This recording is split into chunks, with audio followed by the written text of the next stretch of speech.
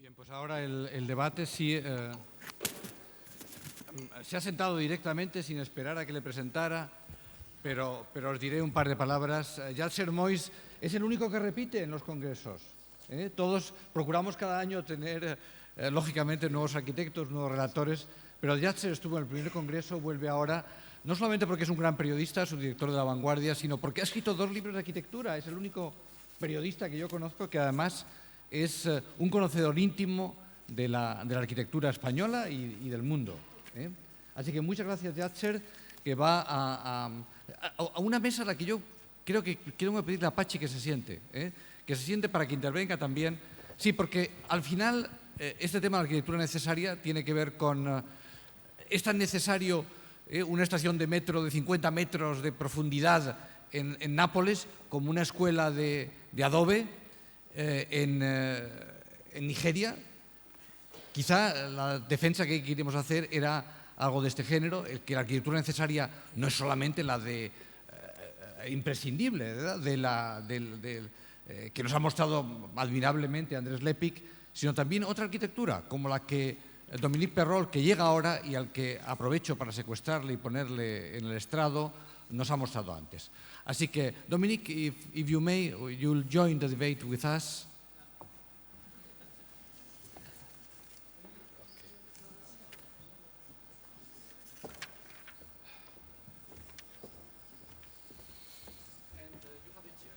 Okay, thank you. So, my first question is related with the 2 manifestos we have heard about here, the manifesto by Fulvio and the manifesto by Mr. Lepik. The first manifesto was about the quality, dedication, desire, truth, ambition, and memory as well. And the second was about look to places in need, listen to the communities, study local conditions, involve future users, and stay in touch. How do you put together both manifestos? I think, in fact, that it's we could, really mesh them together. It's just the 2 parts of the point of view. I mean, it depends if you want to stress, some elements which are more relevant for your story or others, but I think they're perfectly manageable together. In fact, the architecture, I saw the show at the MoMA and I have the catalog as well. The architects that he selected are all architecture that we could consider as case studies of good architecture. So the quality is relevant. I'm not sure that if these pieces of building or whatever you can call them were not of a sort of refined quality, not refined in materials, but a refined design quality, you would have chosen them for the show. Mm-hmm. What's your point about? Yeah, I think we totally agree. We could mesh both elements together to a text, but I think on a higher level, we feel both, and I think many others in the room, that this is really missing is something like a manifesto that would bring younger generation of architects a kind of a point of convergence where they would know this is sort of where we can grab these ideas that are around in the moment about another architecture that is happening. Mm-hmm. Let me play for a while the role of the devil's lawyer, right? And the question, and I exposed the question to our new fellows colleague, is that some people think that necessary architecture is something closer to craftsmanship than to the great cultural and creative tradition of architecture, considered as one of the greatest arts, right? Then I want to know which is your point on this as well. I mean, craftsmanship in itself is not a bad thing, and if you use it like with the right concept, if you have a concept in the back, it might become architecture, and if you bring it to where craftsmanship is needed and where people don't have any idea about doing things better and solving their problems, I feel it would be a good starting point. Mm-hmm. Yes, I would answer with an example. For instance, Renzo Piano has been evoked this morning by Luis Galliano, who was here for the first or second edition. He always defined himself, more than an architect, he says, I'm a craftsman. He says, I'm the exact incarnation of what is the right dose of craftsmanship, which is the base of a very good architecture. Because even, for instance, a building which can be considered a sort of manifesto of industrial architecture, like Bourg, the second age of industrial revolution, as Barnum could define it, it's industrial, I mean, in the way it's been produced by Thyssen in Germany, but it's completely a work of craftsmanship, completely, because everything has been designed, as we can design a piece of wood, or we could design a surface of concrete. So I see no difference, actually. I think that the thing that lays behind the whole thing we are talking about here is ethics, in a way. So my question is, what do you really understand by ethics of architecture? And what is needed for architecture to be ethical? That's a very big question. I think you could organize a full conference only on that topic. It would be really, for me, it would be arrogant to find a definition of ethics in architecture on a panel like here. But I feel that architecture in the last 10, 15 years has been trained and educated, students have been educated without addressing the question of the relevance, let's say, the social relevance of their work, of their profession. It was only about designing, solving problems, solving sort of urban problems, or solving formal problems, or solving maybe ecological problems sometimes. But the social idea, what architecture contributes to the society, and not only about the society in a small village, but the global society in its entirety, I think this has not been addressed properly, and I feel this is a question that should be addressed more, and this, for me, would be ethics in architecture, like just as a basic definition. Yes, I agree completely. I would just add a few words. I would say that for me, to be ethical means, as an architect, it would mean to have the capacity to oppose and to refuse the high pressure of the of capitalism, of financialism, and to introduce a note of critical reflection on what we are asked to do, and not just simply give an answer in terms of functional or language performance. I would like to invite Pachi and Dominique. Yes, because for us it's very easy to answer because we are not practicing architects. I think that but they are so. Because it's a very interesting issue, this question of ethics. Because I completely agree when you have announced this area of the ethics. Tomorrow, precisely, I want to focus on this question. But in order to be very brief, I think that we can define many different ways. But the first one is exactly trying to have a kind of reaction against the market rules. Yes. If we understand market rules as the statements that apparently defend very successful architecture. Second one is being absolutely committed with the specific elements of where you are working. You have, I think you have announced this idea of local conditions, but absolutely, so being committed with the specific, I think, not only social, also yes, cultural, yes, from the landscape point of view, with the city, cultural. I think that is the second question that is, for me, particularly important. And one question that is absolutely, probably the continuity of this second one is the idea of service. Architecture is service. Service doesn't mean servility, because servility probably is giving the society what the society claims.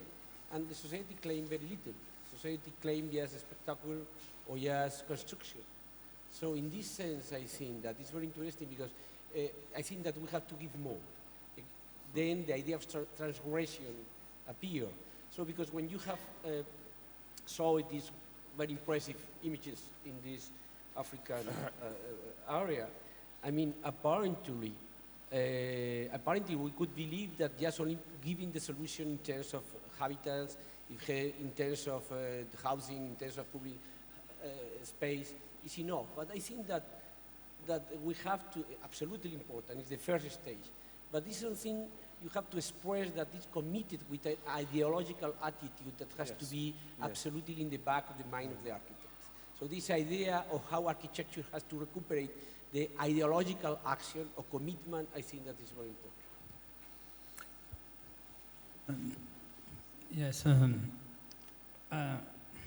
I think also we could speak about the production process and concerning the quality of the construction. And because now I think we have the needs and vision to read again about the industrial field and about the standardization. And I think it could be a chance to reconsider the modern movement and the benefit of the modern movement. Because the modern movement and during the 20th century, the humanity make a lot of mistakes, terrible mistakes. And not only in the construction and the architecture, but different mistakes. Okay, but maybe now we could have a chance with the new generation because they have another vision about the relationship between themselves and the planet. We could have a chance to reconsider the industrial process. And because in our office at this moment, okay, you have some architects, they design some studies, preliminary studies, schematic design, okay, and after they develop the DD and some different phases. But at the end, the general contractor or the construction company, they forget it. At the end, they don't use the architectural studies, technical studies, not only come from the architect, but also come from the engineering company. They say, okay, what is this? Okay, it's a dream. I have another solution, I have another cost, I have another process, I have another... They have all is other. And this situation for me is very critical, and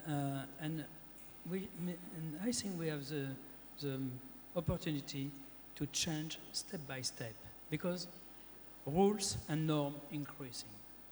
Okay, because we have a lot of claims. Why we have a lot of claims? Because the quality of the construction is no good, and it's a vicious circle. And I think with the new situation about the digitalization factory, I think we could find another very close or closest link between the place where we are thinking and we are designing the project and the place where we produce the project. And I think in the future, with a laptop, a team of architects are coming in, I don't know, in this apartment, for example. Okay, what do you want? I would like to change my toilets. Why not?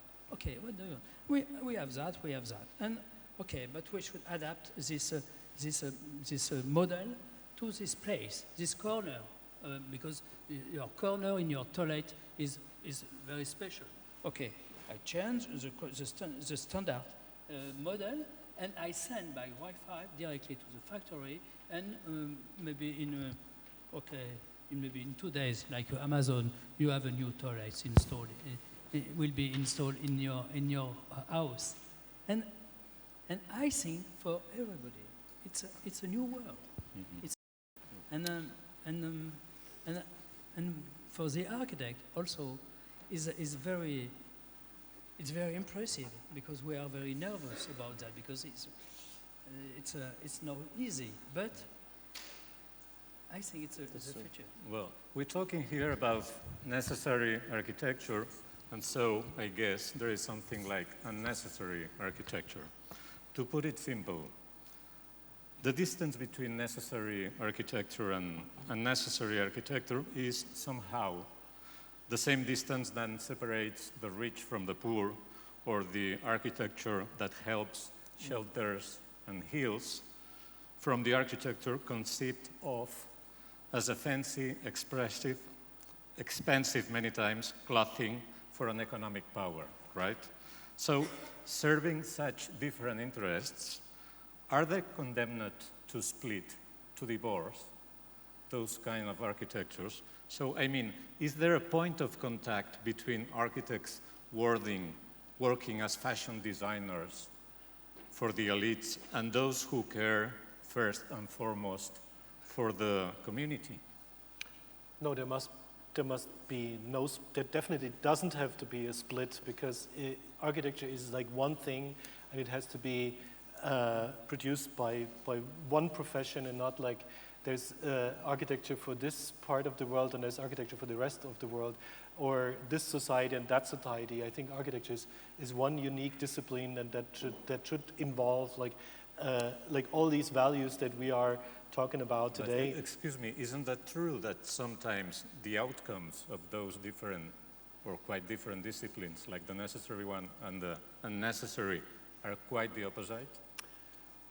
That's true, but sometimes architects can also do both, work on both ends. There are some architecture offices who are like doing one side, working, let's say, for, let's name it, Michael Maltzahn in Los Angeles. He works for the Hollywood stars, builds the houses. At the same time, he builds houses for the homeless.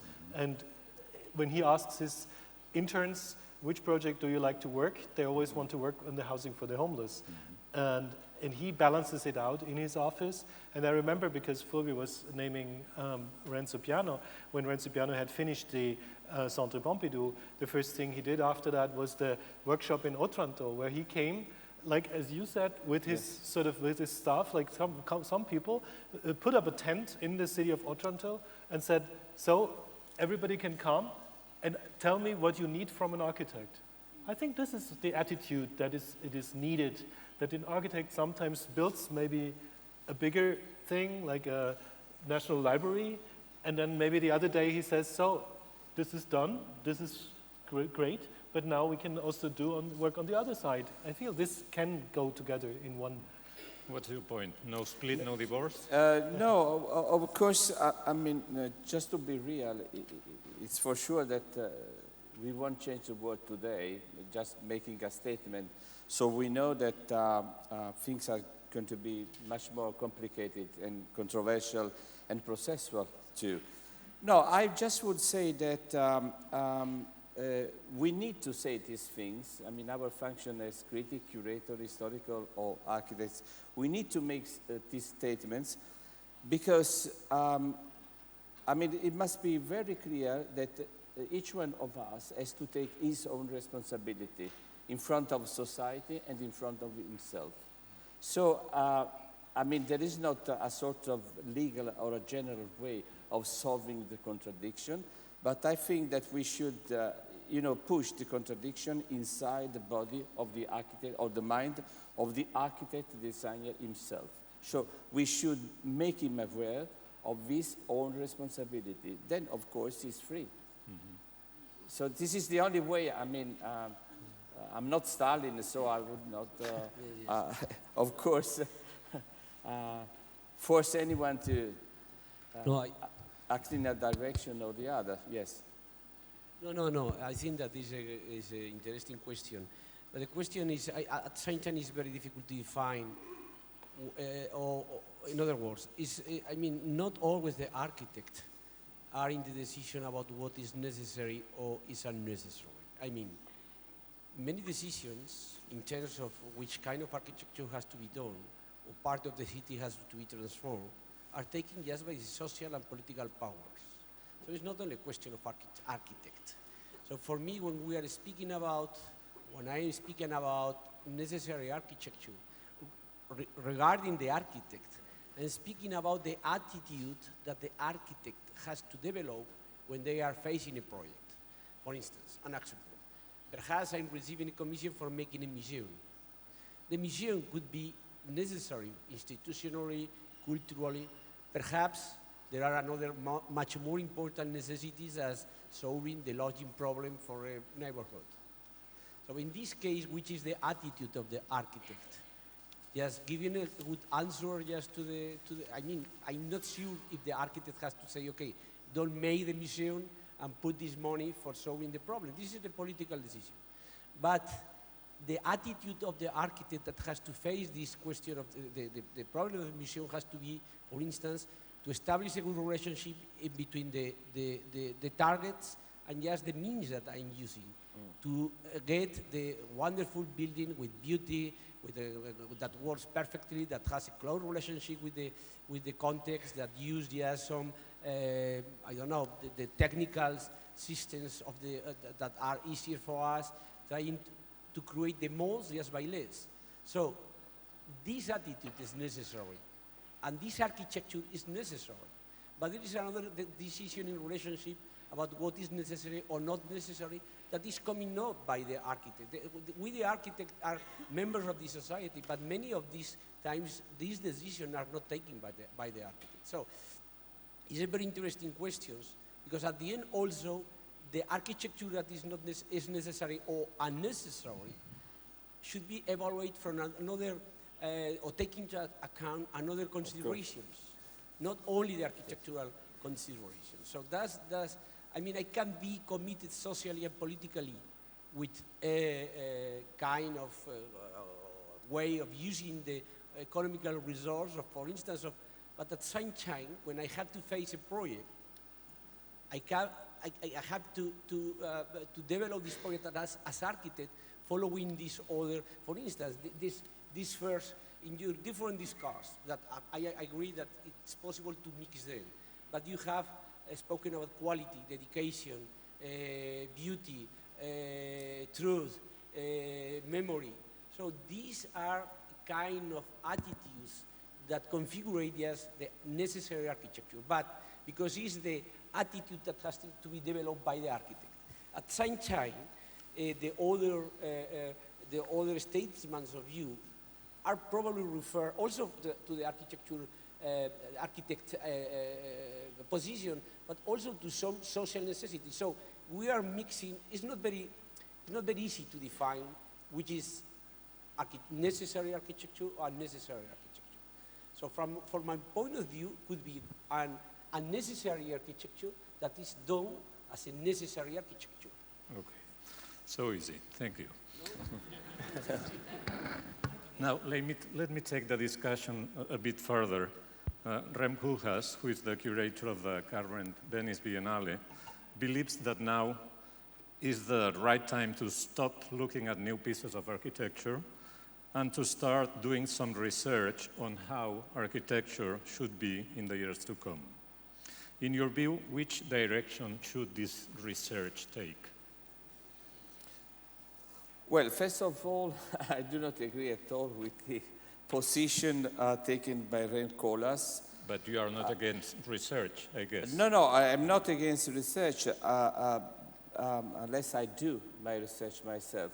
I'm not the client of research of the students, which is completely different. I mean, as I can see from the results of the Biennale. And from the other point of view, it's very crazy to think, I mean, he says, okay, let's face architecture without architects. But he is an architect. He's building such a lot of fancy building in Korea at the moment. So he has to justify his position, not me trying to understand him.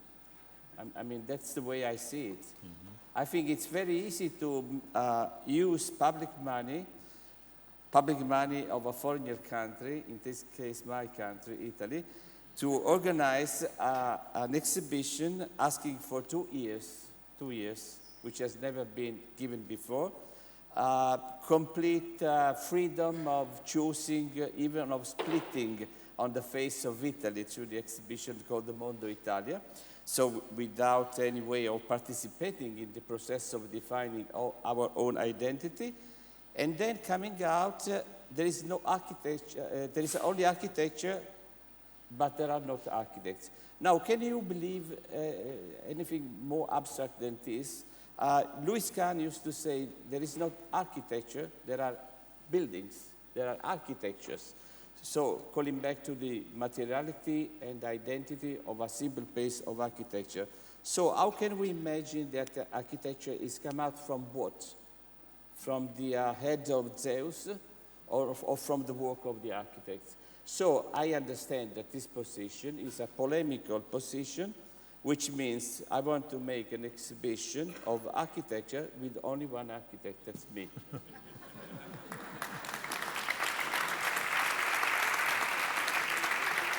Do you share that? So it's very clear now the position of the audience Yeah, towards Rem Koolhaas. Okay. I think we all know you consider Mr. Koolhaas something like a spoiled kid, right? Who is trying to... I'm not saying, but... Well, more or less. Okay.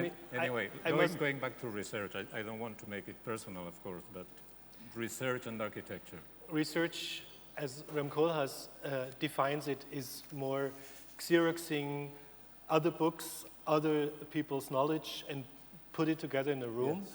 And it's not about creating a thesis. It's not about having a thesis or a methodology. It's just breaking architecture into parts, throwing out the material into 12 chapters or whatever, and then saying, now eat it. And there's no thesis in it. And I'm really getting very angry about this lesson that is now Koolhaas giving. The good thing is, as you said, there's no other architects involved, so it's kind of no star architecture. Solo exhibition. But at the same time, it is, if you go through the chapters now, you have learned about some elements, like very important elements for architects, like the fireplace. I mean, give me a break. Who is interested in that argument?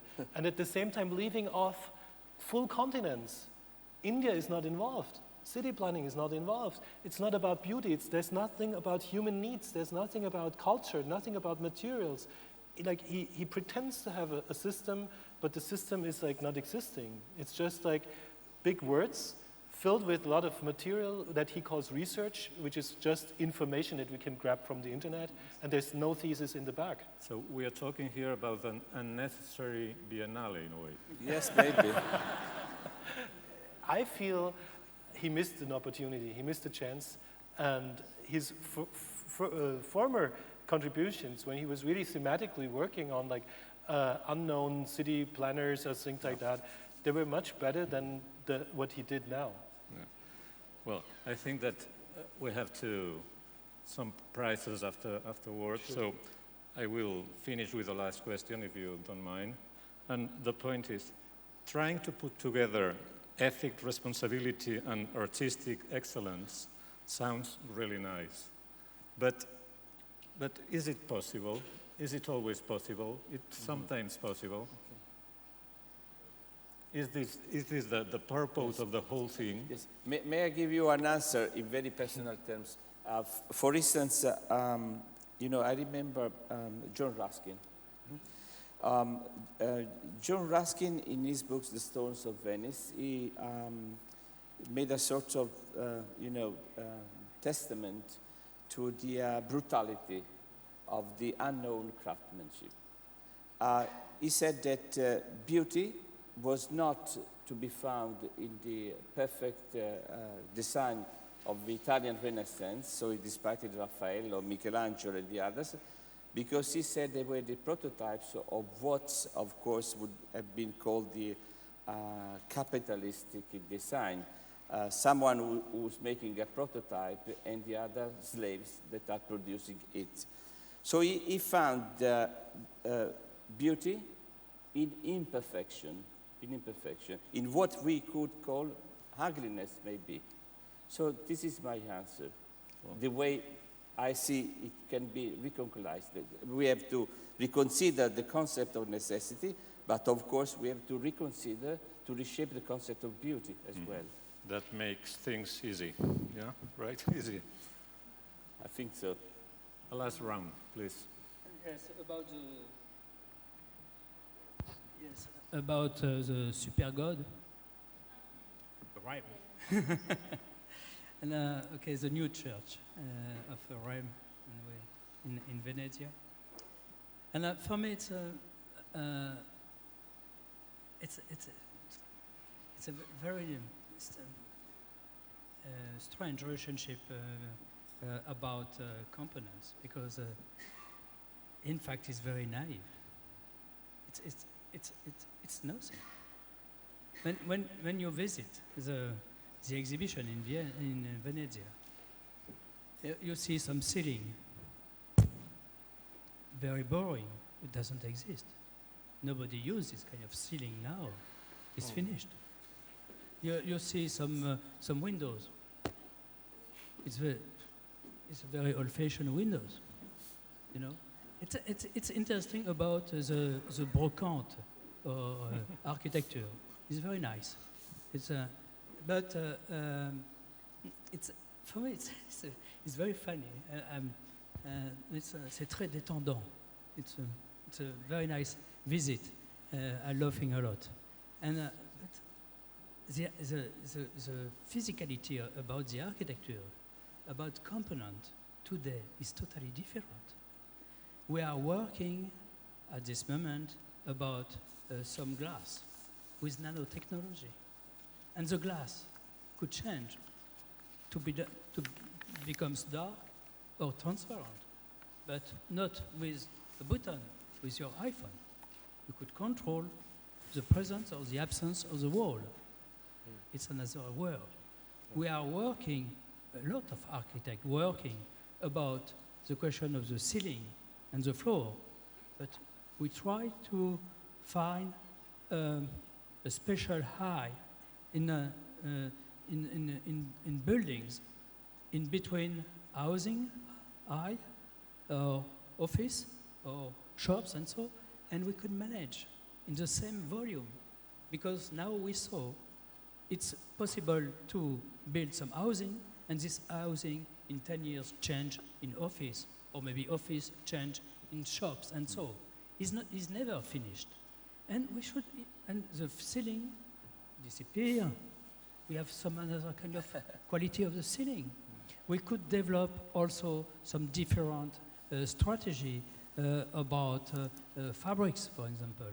I developed during 20 years some different quality about fabrics, like garment for the architecture. And it's very funny, this Biennale Venice. It's okay, it's a comment on dit, antique. It's an antique visit. I like it. Well, thank you. No, just a couple of things. Speaking about research in architecture, I think this is absolutely necessary, as in many other disciplines. But the question is, but the question is, which are the issues where the research has to be concentrated? That is the question. Always is the same question, not only in architecture. So because for instance, if we understand, or if we confuse, research with a speculation that has been very common during the last years, that are just, a lot of architects say, I'm researching. No, you are not researching. You are making speculation, basically graphic speculations, calligraphic speculation, not a real. So the question is, which is the research? For instance, you are right. We have an unbelievable third world that has to be studied, and we have to be efficient in terms of providing housing very quick, and we have new construction systems, how to make something cheaper. This is the question that we have to research. Right. The second thing that I think is very important, I'm completely sure that it is possible to combine this ethics attitude with the beauty. I mean, even more, I will say that both are absolutely linked. So it's not possible to speak in architecture about a kind of beauty without a kind of architect commitments that has to do with this ethic attitude. Well, thank you very much. I'm being asked to put an end to this debate, so thank you very much. Thank you. Thank you.